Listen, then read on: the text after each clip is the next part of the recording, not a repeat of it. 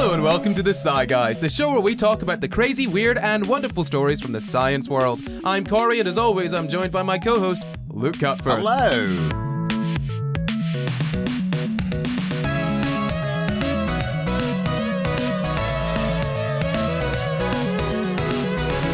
This week, we're talking about the AIDS epidemic. I don't have a joke for this one.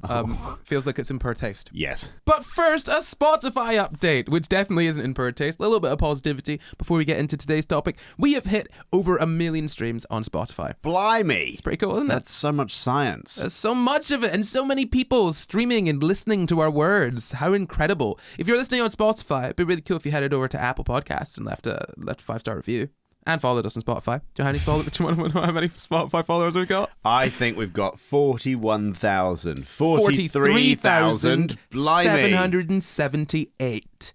Incredible. Wow. I've also got a question for everyone that's listening and watching. If you're using your ears and not your eyes and you're not on YouTube, get to YouTube, get down to the comments and answer this question. The question is, are you gay? No. Okay, good to know.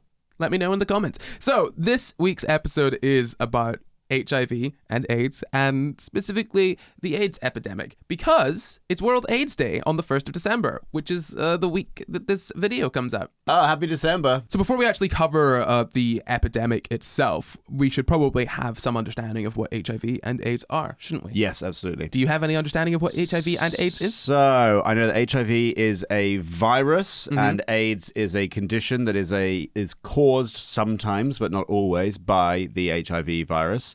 AIDS is always caused by the HIV virus, but HIV does not necessarily lead to AIDS. It is a immunocompromisation condition. Yeah. AIDS. And it basically means that your immune system doesn't work very well, and you are then susceptible to all sorts of stuff being much worse than normally is, and you can die from something as simple as a common cold. Well, I'm not sure if you could die from something as simple as a common cold so much as you are far more likely to get something that is that you would only see in someone very old or very ill. So we should probably figure out what these words stand for, because that's a pretty bloody good description there, Luke. So HIV stands for Human Immunodeficiency Virus. You're spot on. It's a virus. It attacks your immune system, specifically cells that make up your immune system. And AIDS is Acquired Immunodeficiency Syndrome, or rather Acquired Immune Deficiency Syndrome. Exactly how you describe. Your immune system gets very weak, and it makes you more susceptible to a lot of infections and illnesses and things that you would usually be able to get over quite easily. So AIDS can't be transmitted from person to person. And again, AIDS comes from HIV. HIV doesn't always progress to AIDS, but also having HIV doesn't mean that you're necessarily going to infect other people. There are treatments and stuff we've got now. We'll get into that in a little bit. But HIV and AIDS, there is a difference between the two of them, as we've said. Obviously, HIV is a virus. AIDS is, I guess, the syndrome, the condition that can arise from the virus being left untreated. Yeah? Mm-hmm. If you get diagnosed early and you get given treatments, you're likely to not develop AIDS or any AIDS-related illnesses in your sort of near normal lifespan. Where we are with HIV and AIDS right now is a pretty good place, especially considering where we were maybe 40 or so years ago. So let's just have a look at the stats. I say we're in a good place, but still it's not great. So it's still a major public health issue. Over 40 million people have died from AIDS, just as total as far as we're aware. In 2021, 650,000 people died from HIV-related causes, and 1.5 million people got HIV. Yeah. So my gosh. Yeah. As we said, there's no cure, but there's treatments, and there were an estimated 38.4 million people living with HIV at the end of 2021, 2/3 of whom are in the World Health Organization African region. So essentially, in 2/3 of the people living with HIV in the world are in Africa right now, which is, there's been a massive, we're talking about the AIDS sort of crisis of the 80s in the US, but there's also an AIDS crisis in other parts of the world that is still ongoing. So that is kind of an overview of where we are today with HIV and AIDS. Let's have a look at the symptoms. So If you're infected with HIV, usually you'll have a sort of short flu, a short flu-like illness for 2 to 6 weeks, the NHS says, after the infection, and that will last about a week or two itself. After those symptoms are gone, you might not have any symptoms of HIV for a long time. I think within maybe about a decade, untreated HIV is likely to turn into AIDS, but a lot of people... Wow. Yeah, within a decade. I had no idea that it took that long. Oh, hang on. So it can take up to a decade. I said within a decade. But okay, so it could be much quicker. Yeah, it can absolutely be much quicker. Yeah, okay. So what? That's just to say that a lot of people can just not know that they've got HIV when they've been infected, because other than having what appears to be a flu for a couple of weeks or for a week or so, you might not have any other symptoms for a long time. If you think you've got HIV, you should get tested. It's very easy. I would have got tests today, but I forgot. You could get them from, I think, Terence Higgins Trust for like 15 quid, and you could maybe get them free as well. You could get finger prick tests that you just do yourself. It takes a very little amount of time. It's very easy. It's very affordable. Or you could go to a clinic, anything like that. You should just get yourself tested regularly as well if you're a high-risk group. What are some high-risk groups for HIV, Luke? Oh, gosh. Probably people who are having sex with multiple people. Mm-hmm. Probably people who are having unprotected sex with multiple people. Mm-hmm. And I would imagine, although I think there's to a certain extent it's a misconception or preconception because of how it started, that gay men are of a higher risk group. I would technically men that have sex with men are a higher risk group, just not necessarily because of anything to do with being gay themselves. Yes, just that's the mode of sex. Crucial distinction. Yeah. It's the mode of sex. Yeah, so I mean, intravenous drug users. Yes, of course. Intravenous drug users. Yeah, men who have sex with men. Generally, you would say they're high risk groups. Those would be the two sort of main ones that I guess would come to mind for most people. So if you're a member of either of those groups, just get tested regularly. You could also get on PrEP on the NHS, I think, which is a sort of preventative treatment. And I'm interested, like people like paramedics, would they be considered a higher risk group? Because they're frequently dealing with wounds and blood and bodily fluids in general. I'd imagine they get tested for that kind of stuff. I mean, potentially, I'm not really sure. It says it's unlikely for ambulance clinicians to be exposed to a significant risk of HIV transmission within their routine clinical practice. Yeah, so they are not high-risk groups. I mean, you got to bear in mind, it's not just being around that sort of stuff. It's like specifically situations wherein you are introducing it into the bloodstream quite, relatively quickly. We'll get into why that's kind of important in a little bit. But yeah, so those are the symptoms. Those are the sort of high risk groups. The cause, obviously, is the sort of the transmission, really, isn't it? So HIV, you can find it in your bodily fluids if you're infected with HIV, obviously. So semen, vaginal and anal fluids, the NHS says, blood, breast milk. But it doesn't last very long outside of the body, which is why, like I said, it's kind of got to be transmitted relatively quickly because it can't last outside the body for that long. So it also can't be transmitted through sweat, urine, or saliva.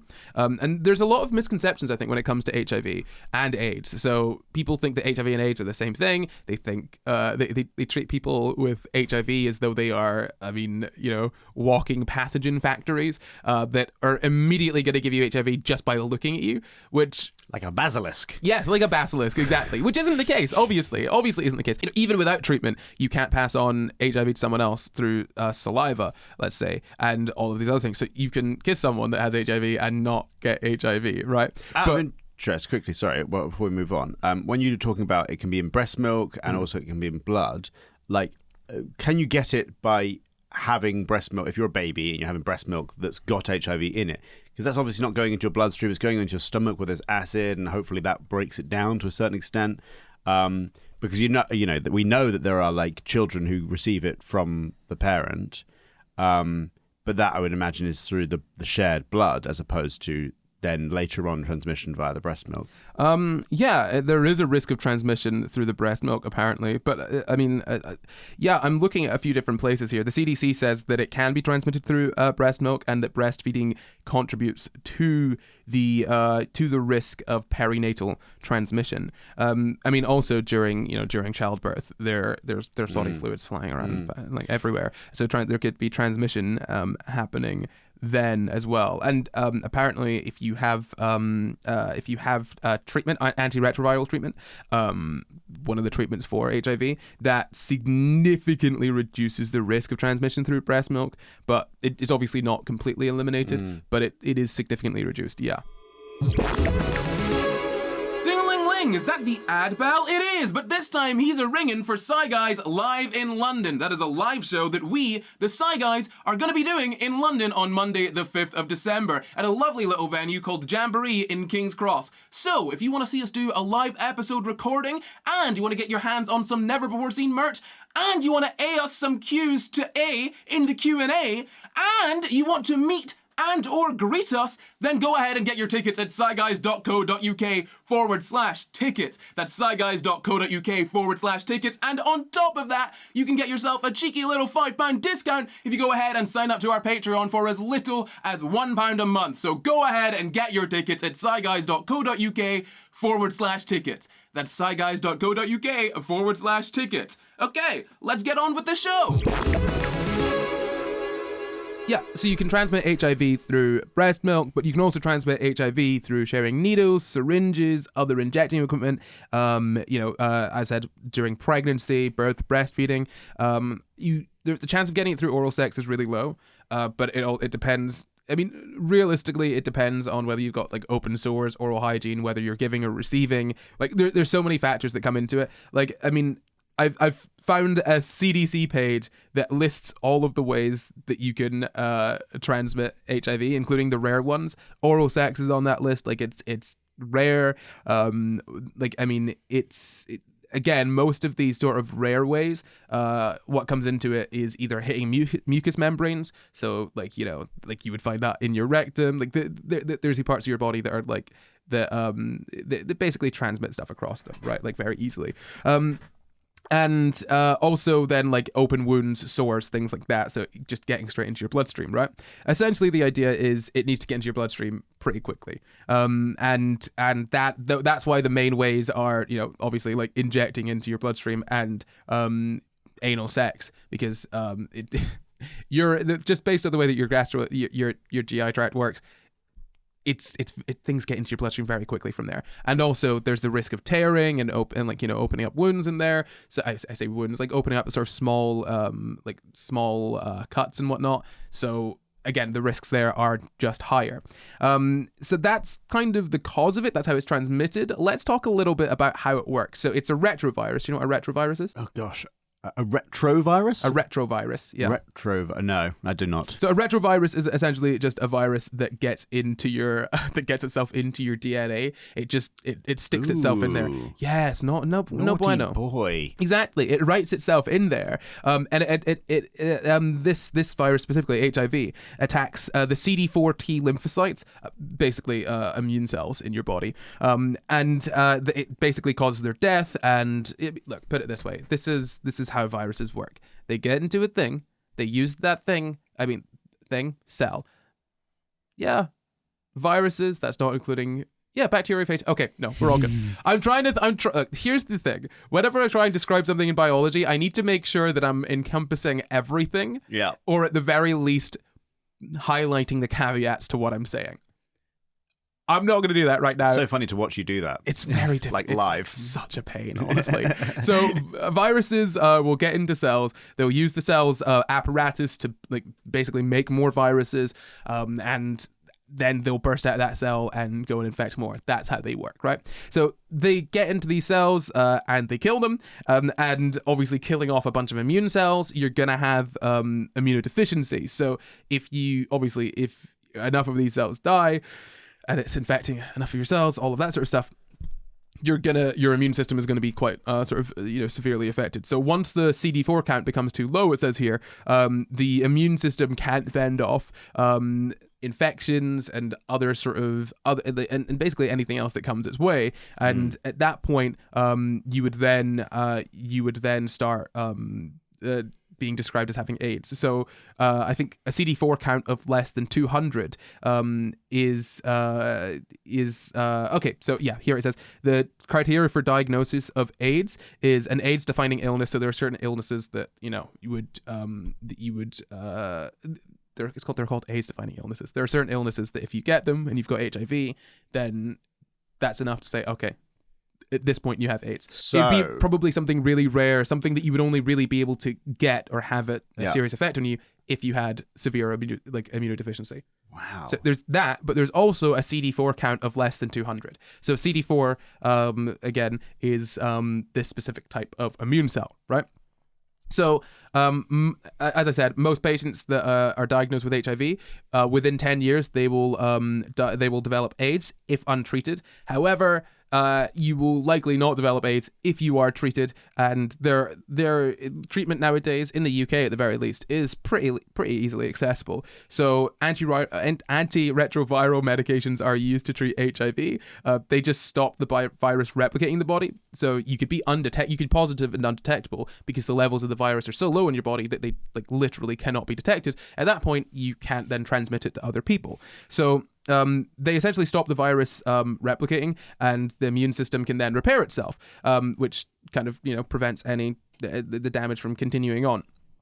And you basically take tablets every day, which obviously is not ideal, but taking if all you've got to do is take a tablet every day, and you've gone from, oh, I could end up with AIDS and die from any kind of illness that comes my way, to, oh, I just need to take a tablet every day and I live a relatively normal life. Is the tablet that you take, what you're talking about, if you've got HIV and you're trying to stop the replication in the body and allow the immune system to repair itself, is that the same tablet as the tablet you take to prevent you getting it? The PrEP tablet? I'm not sure if the PrEP tablet is the same as the other one. I feel like it might be. Hold on, let me check. There's a reason I'm asking that question, by the way. So apparently PrEP and antiretrovirals are use the same drugs, but PrEP uses one less, apparently. So it's the same kinds of drugs. PrEP just has basically a slightly different formulation. It doesn't have one of them. Yeah. So one would assume then that the antiretrovirals are stronger. You know what I mean? In that they've got that extra drug that PrEP doesn't contain in it. But it is the same basic thing. Yeah. So you're just essentially it seems like you're just essentially taking something that's going to stop this virus from replicating if it gets into your body. So, even if you are exposed to HIV, it's not going to be able to infect you, because you're stopping it from replicating. Okay, so that's interesting. So one thing that you said a minute ago, which really stuck out to me, which was that you are positive and undetectable, right? So my question there is then if you're taking PrEP, if you're taking these drugs and you don't have HIV, now you may not know the answer to this question, it's quite a specific question, but if you're taking these drugs and you don't have HIV, and then for whatever reason you do contract HIV, maybe you forget to take it for a day, or it doesn't work, you're the 0.0000001% of people it doesn't work for, or whatever, if that is a thing, can you then be detected as having HIV because you're undetectable, right? You're taking this PrEP drug and you're positive and undetectable, so how do they ever detect it? Does that make any sense? Oh, right, I see what you mean. I mean, I guess you... I guess if you... No, but okay, right. So here's the way this would work, right? Yeah. If you are taking PrEP and you say miss a day and then you get infected, I think in all likelihood, the way... I think it's unlikely that you would then actually be infected with HIV. Positive. Just because you're exposed to HIV doesn't mean that you're necessarily going to be HIV positive. Yeah. You need to actually be infected. And let's say even missing one day, I feel like, from what I understand of it, I think you're probably going to be fine in terms of I don't think you're going to actually become positive. Great. I mean, I don't know. Check with your doctor, but there are emergency HIV treatments. Yeah. If you have been exposed to HIV, and I don't know. I feel like especially if you're taking it every single day. Yeah. the difference in being sort of positive undetectable in that scenario from being negative, I think is probably going to be negligible. And what an incredible drug to exist. The fact that amazing. We've gone from like exactly like you say, I know you've already said it, but like, you know, it is a minor inconvenience to have to take this thing, but what it saves you from is just amazing. And the fact that you can have sex with people and not worry about whether they have HIV because you're not going to get it from them anyway. Exactly. Obviously, people should still get tested, etc., but you should take every precaution otherwise. Yes. But you then don't need to have that extra worry there. You've got that extra safety net. Like, that is life changing. Absolutely. Amazing. Absolutely. Yeah. And it took so long. Relative to do it, right? I mean, if we look at the mobilization around getting a vaccine out, in what was it, 2021, 2020? The mobilization of that was insanely quick. The HIV, the AIDS stuff was a lot slower. Obviously, they're different things, so I'm not saying, that we should have had a cure for AIDS like that immediately. But, there was not overwhelming pressure from a certain government to do anything about this for some time. Well, it's so heavily written off as the gay plague that the straight population were probably not quite so... Yeah, exactly. There was not quite the level of like political will there, because it's like, oh, it's just happening to those people. So yeah, literally, won't happen to me and my good traditional family. We'll get into that. We'll get into it. So yeah, and that's the treatment there. So most people with HIV will take a combination of medicines, according to the NHS. You take them every day. It says it's vital that these are taken every day. But yeah, I mean, apparently HIV can develop a resistance to a single HIV medicine quite easily. But you take a combination of different medicines. That makes it less likely. And it says here, as I've said already, that the goal of treatment is to have an undetectable viral load, essentially meaning that you can't be detected as HIV positive using a test. So that is kind of how treatment works. We're at a really, really good point with treatment now. A really, really good point. I mean, that's not to say that AIDS and HIV aren't a problem at all, but we are in such a better place than we were, even 10 years or so ago. But Corey, would you say that though we have a great position with our treatment, getting that treatment out to areas of the world where they need it most, is there a problem there, perhaps? Oh, are you saying that perhaps one of the great problems in our world is not so much that the resources do not exist, but that we are bad at distributing them? Mayhaps I am saying this. Interesting thought, Luke. Maybe not bad at distributing them, just lack the will. So, moving on from We're that. actually quite good at distributing stuff as well. We have planes and things, and rockets. We have rockets. Yeah, we're quite good at it. Yeah, we are, aren't we? We just choose not to. So, where did HIV come from? Do you know where HIV came from, Luke? Well, okay, look, if we were on QI, I'll say the thing that gets me, the big klaxony buzzer thing. Go for it. HIV crossed over from monkeys to people because some guy slept with a monkey. No. No, so it did come from chimpanzees in Central Africa, and apparently it could have jumped from chimpanzees to humans in the late 1800s, some studies show. So, it's been around for quite a while. I mean, we think of it as a relatively new disease because of the sort of epidemic that happened in the 80s, but it has been around for a lot longer, and it is another zoonotic virus, as we've learned on this podcast before. Zoonotic viruses they're the bad ones. They're bad. If you've got a virus that's learned how to be real good in one animal, well, no, it's learned to be real good in one animal. That doesn't mean that it's going to be good in another animal. So, look, the goal of a really good virus does not necessarily just immediately kill its host, right? Yeah. And it wants to spread, right? Because it needs hosts to survive. So if you're killing off the entirety of your hosts, you're killing off yourself.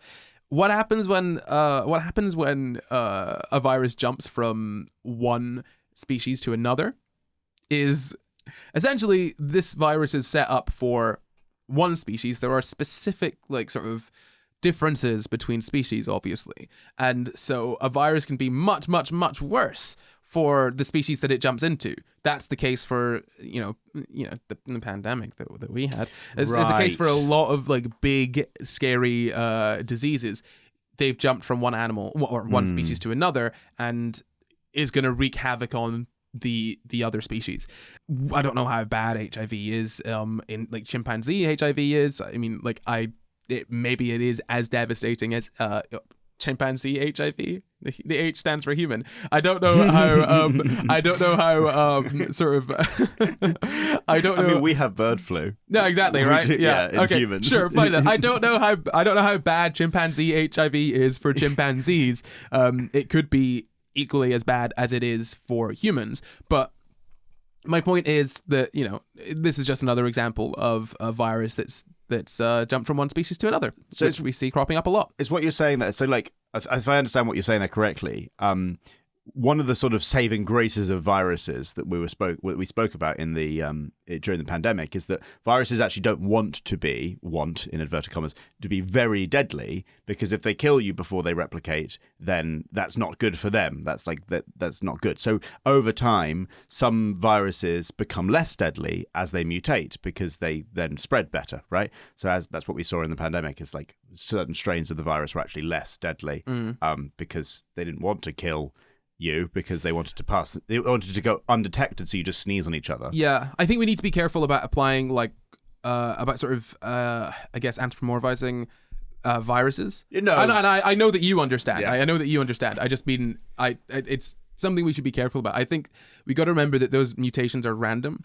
Yeah. So any of these sort of random mutations could lead to a virus being less virulent, or less deadly, because that's somewhat beneficial for like under the certain circumstances. But then also a virus being very deadly could also be a very deadly virus could also be very successful. It just depends on the mode of transmission and and all of those different things. Like it's hard. This is the thing. It's very hard to pin down what is and isn't, I guess, sort of advantageous, because there are so many different scenarios. So I wouldn't. I mean, it can be advantageous to be far less deadly. A good virus, I would say, doesn't want to be. A good virus wouldn't be incredibly deadly, because if it was incredibly deadly, it would be killing off its host before it managed to spread. But there is a balance to hit there. But is what you were saying that when it then jumps from, while it might not be particularly deadly in the species it's originally adapted for, if it just, one of its random mutations jumps it to a different host where it's entirely not designed for that host, is what you're saying that it can actually be much worse in that host, because it's not had any sort of pressure, any of that sort of pressure. Well, it's just that. All I mean is that something that is less of an issue for one species could be more of an issue for another species, because one species has a certain adaptation that stops this specific virus, say, from being terribly deadly, and this other species doesn't have that adaptation. All I'm trying to highlight here is that when a virus jumps from essentially one species to another, because there are these small differences, or sometimes large differences between species, it follows obviously that there can be differences in how the virus sort of interacts with the bodies of that new species. I'm not gonna make a sort of like prescriptive statement of just like a blanket sort of, yes, this is how it always happens. No. What I'm saying is that, often we do see that it can be a lot worse for the species that this virus jumps into. Yeah. For a myriad reasons. Yeah. So HIV came from chimpanzees. It's a version of the simian immunodeficiency virus, and it was not passed on through sex, in all likelihood. It was probably passed on through meat, if you were hunting chimpanzees for meat, and then coming into contact with their infected blood. And then, it slowly spread across Africa and to other parts of the world, and it's been in the US since at least the late 1970s, mid to late 1970s. We obviously only started to hear about it in the US in the 80s, but it has been around since the 70s. So that's kind of like a background on HIV and AIDS. Now we get to dive into the AIDS epidemic, the AIDS crisis, the HIV crisis of the 80s in the United States. It's a big one. It is not a fun topic, but here we go. So June 5th, 1981, the CDC published a report. Essentially what had happened here is that there were 5 5 men in LA that were previously healthy. They were young guys, and they all had this really, really sort of deadly disease, pneumocystis carinae pneumonia. It's a very specific kind of pneumonia, right? That you wouldn't expect to see. In someone of that age who was otherwise healthy at all. It was very, very odd, especially because there were five young men in LA that all had this sort of same deadly disease, and there were also like a spike in cases of a specific sarcoma, Kaposi's sarcoma, essentially what was happening here is that the beginnings of this were a bunch of reports of otherwise very healthy young people, mostly men, otherwise very healthy, actually I say mostly men, otherwise very healthy young men, suddenly becoming very ill with diseases that you wouldn't expect to see in healthy young men. So that kind of was how it began, and then there were these outbreaks of these diseases that I sort of mentioned, which were usually rare, but they're very deadly, and they were associated with immune suppression, and so they all kind of started very randomly appearing, or very rapidly rather appearing in a specific population. So that then led to the idea of there being a gay plague, and like, people were saying this is God condemning you for your homosexual actions, blah blah blah blah. But like it, and you got to remember the difficulty of this. It is running through the gay community. People don't exactly know how it's being spread. People don't know what's going on. All they know is that there is this illness that can like make you die very, very quickly, and the difficulty as well, remember, is that it could be up to 10 years post-infection before you develop AIDS. So it's not like you're gonna know exactly where this came from. And on top of that, to add to all of this, just like, this is before you could be diagnosed with HIV or anything, but what you did know is that if you got like this if you got this sort of this plague, if this plague had like struck you would essentially be outed as gay. And this was in the 80s in the US. Yeah. So not only are you at risk of dying, in that sense, you're also very much at risk of being outed, because at this point it is pretty much only, as far as I'm aware, only infecting gay men. Ding-a-ling-ling, is that the ad bell? It is, and he's asking you if you've gotten your tickets for SCI GUYS live in London yet. The live show that we, the SCI GUYS, are doing in London on Monday the 5th of December. So go ahead and get your tickets at sciguys.co.uk/tickets. Otherwise, you might miss out on such lovely things as a live episode recording, meets and greets, Q's and A's, and also merch that has never been seen before. So go and get your tickets at sciguys.co.uk/tickets, and don't forget to get yourself £5 off by checking out our Patreon and signing up for as little as £1 a month. There you go, sciguys.co.uk/tickets. Let's get on with the show. So that was the beginnings of, the HIV crisis. And this started, as I said, in 1981, June 5th, 1981. And in 1982, the autumn of 1982, the CDC described it as AIDS for the first time. That was the new name, because the old name was pretty bloody homophobic. Oh dear God. Yeah, do you know what it was? I don't know what it was. It was initially gay-related immune deficiency. Gay-related immune deficiency. I mean, that's what it looked like at the time. But also, let's avoid trying to. This is the issue, right? It's calling it gay-related immune deficiency is a very It's a very odd way of phrasing that, because it's not necessarily related to being gay. You can be gay, and like there are gay people who do not have anal sex. Yeah, absolutely. And therefore would not really be at any more risk than anybody else. Exactly. For contracting AIDS. Yeah, it's one of those things where it was only happening amongst gay men, but calling it gay-related immune deficiency is just, as a medical term, yes, it just seems so odd, because it's not necessarily medically relevant that they are gay. It is medically relevant how they were infected, and yes, you could follow that down the line, and it's because they're gay men having sex with other gay men, right? Generally, and obviously in this conversation we're talking primarily about cis men, but that makes up the majority of the population of gay men anyway. So in general, because we're talking about trends here, in general, yeah, it's gay men having sex with gay men. That's how it's being transmitted amongst those groups. So I understand why it was called gay-related immune deficiency. I also fully disagree with it, because maybe let's keep medical definitions away from class, like with things like sexuality and I guess like sort of race and whatnot. It just seems so easy to. It's very irresponsible. Yeah, if anything, right? So. They changed the name from gay-related immune deficiency to AIDS in 1982. That's when they started describing it as AIDS.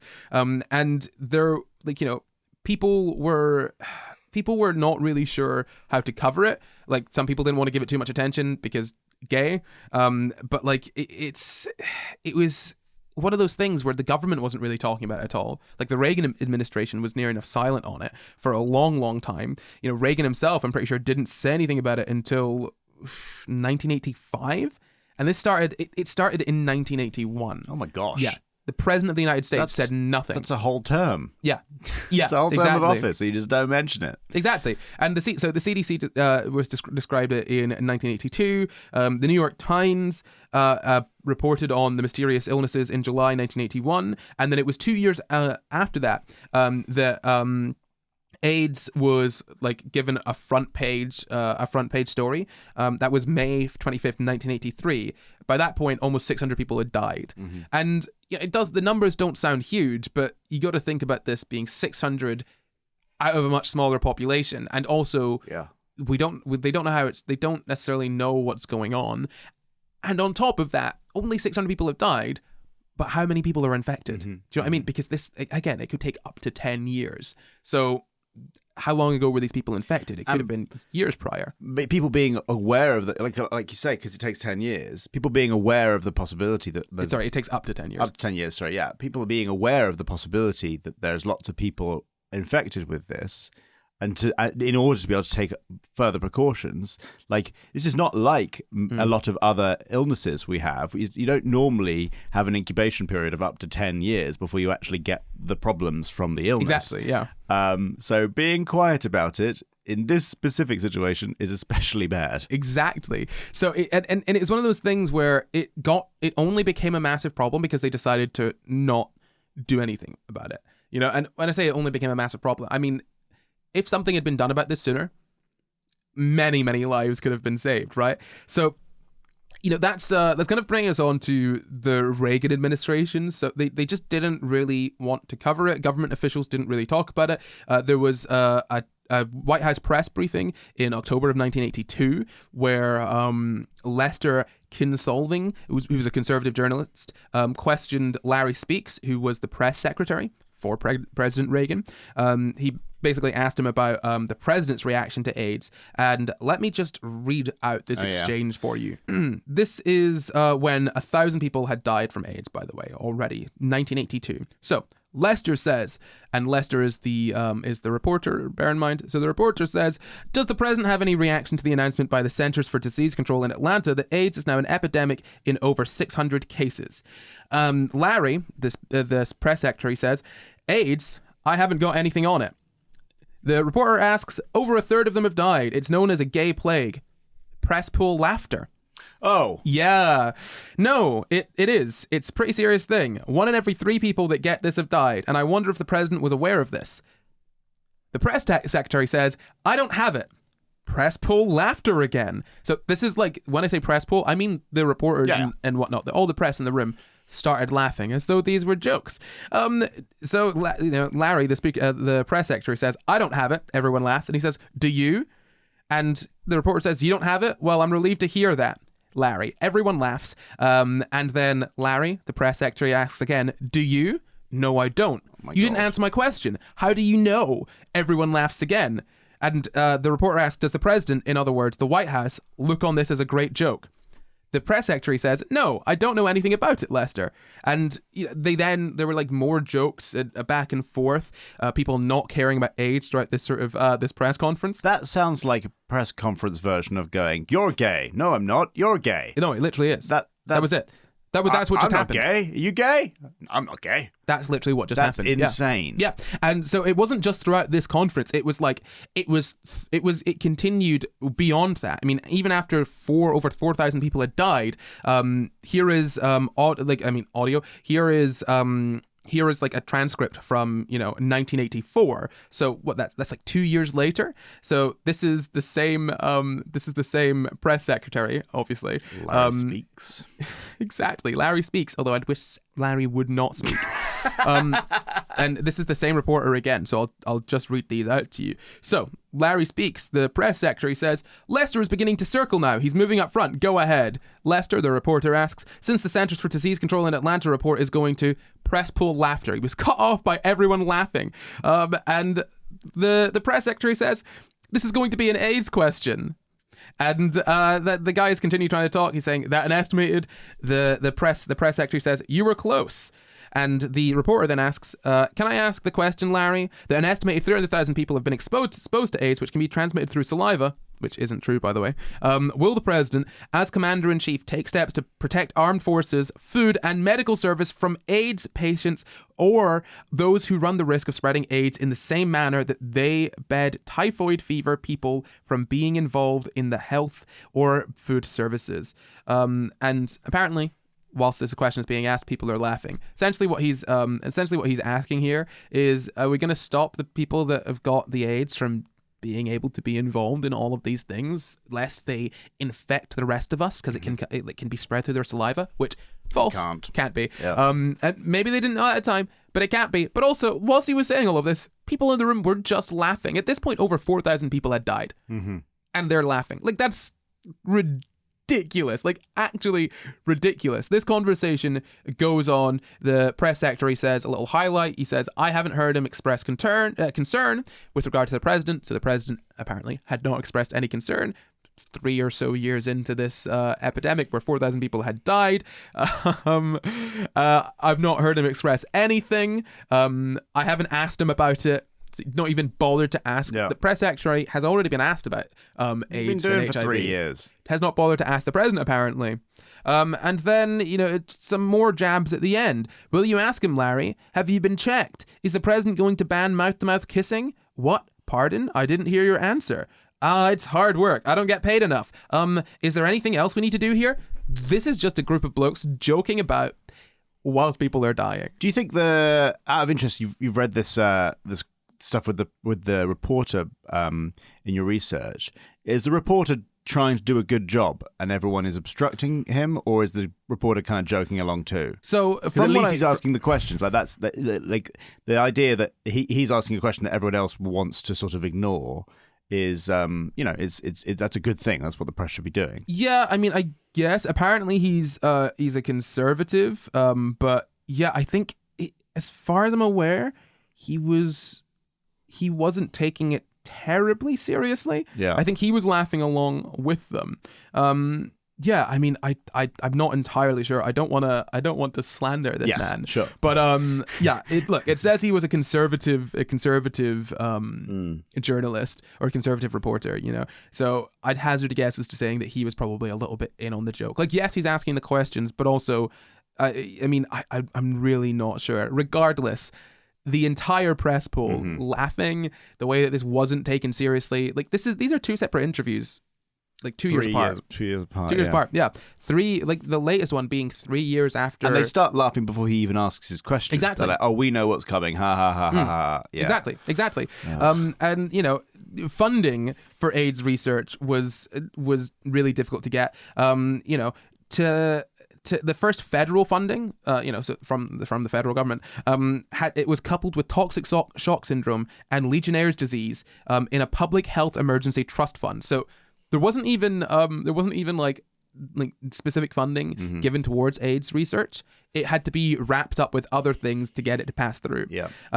So apparently, this left public health experts frustrated. I've got a quote here. The inadequate funding to date has seriously restricted our work and has presumably deepened the invasion of this disease into the American population, a CDC staffer wrote in an April 12th, 1983 memo to Dr. Walter Dowdell, who was the assistant director of the CDC at the time. In addition, the time wasted pursuing money from Washington has cast an air of despair over AIDS workers throughout the country. And by the end of the year, the country had, and again, I'm just reading this as a quote, by the end of the year, the country had 4,700 reported cases of AIDS and more than 2,000 deaths. Like, this was 1983, right? So nearing 5,000 people, 5,000 reported cases. Bear in mind, the actual cases is going to be way higher than that, and more than 2,000 deaths. And then Reagan decides to actually say something. Congratulations, Reagan. Guess what year? I think you told me, didn't you? 1970. This is taking place in the 80s. Sorry, 87? 1984. Okay. He's a little bit better than you expected. Yeah. But like 1984, yeah, he actually says something about it. But I mean, I don't like his response even then was not great. I mean, he said it was a top priority.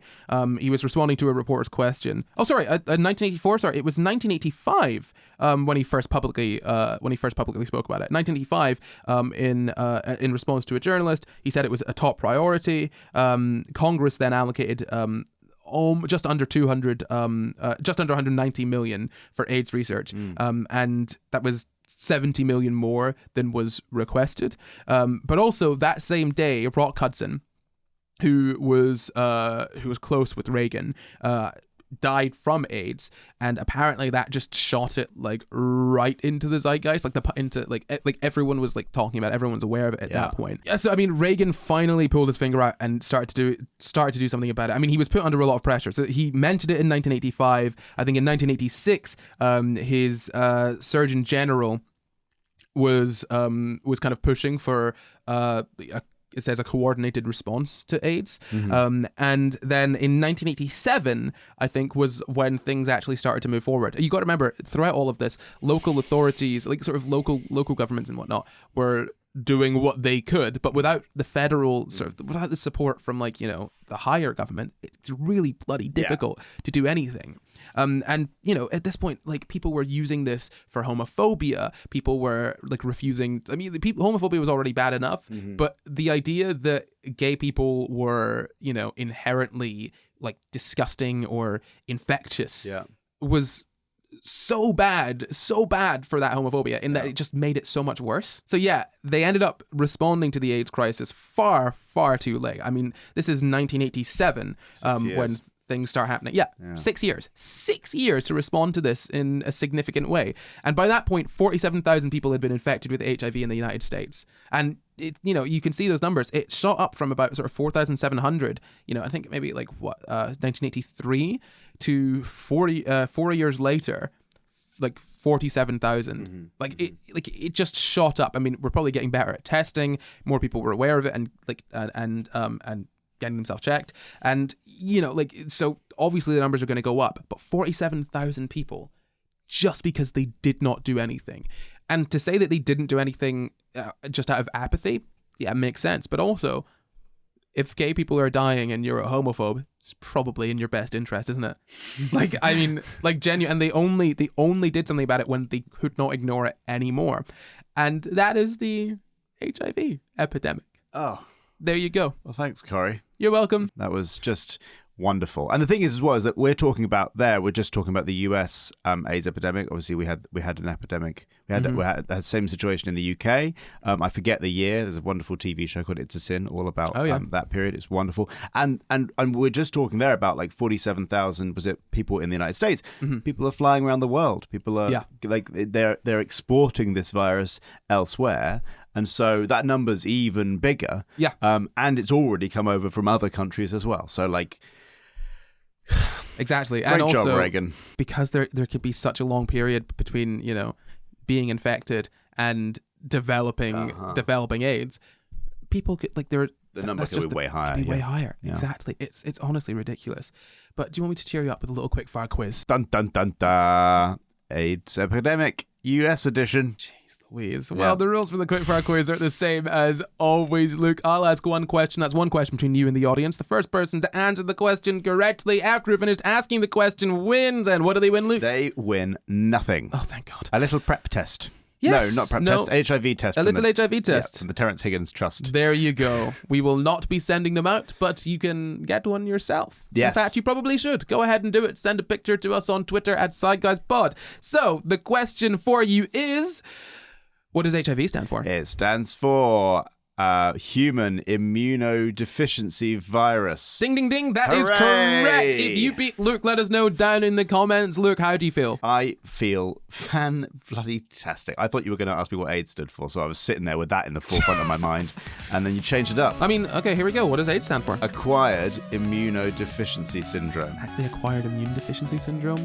I made the mistake at the start. Yeah, I'm sorry. I'm sorry. Well, now I feel bad. That is it from us. But before we go, we'd like to thank all of our patrons with a very special thank you to executive producers Danito and Glitchrabbit. And thank you for watching. You can find the full references for this episode down in the description. Subscribe to new episodes every Sunday, and why not leave us a nice wee comment? You can support the pod at patreon.com/SciGuys, or find and contact us at SciGuysPod on Twitter, Facebook, Instagram, YouTube, and at SciGuys on TikTok too.